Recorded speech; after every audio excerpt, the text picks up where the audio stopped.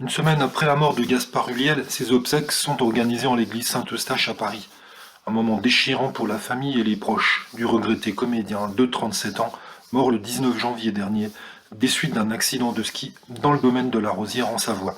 Après cette disparition si brutale, il a fallu à l'entourage de l'ancien compagnon de Gaël Pietri rendre un dernier hommage. Dans la cathédrale parisienne, ce sont environ 1000 invités qui se sont réunis pour saluer une dernière fois sa mémoire. Gaspard Ulliel est ensuite inhumé au cimetière du Père-Lachaise à Paris, au cours d'une cérémonie beaucoup plus intime où ses amis les plus proches viendront le pleurer avant sa mise en terre. Un instant qui s'annonce insupportable, surtout que l'acteur laisse derrière lui son très jeune fils, Orso, seulement âgé de 6 ans. Face à l'impensable pour un petit garçon, la famille de Gaspard Ulliel a alors pris une grande décision pour la cérémonie religieuse à l'église Saint-Eustache. Même si une très grande partie de la famille du cinéma français est présente pour dire au revoir à l'acteur, la cérémonie dure à peine plus d'une heure. Il n'y a d'ailleurs eu que très peu d'interventions durant ces obsèques, un choix bien réfléchi par les proches.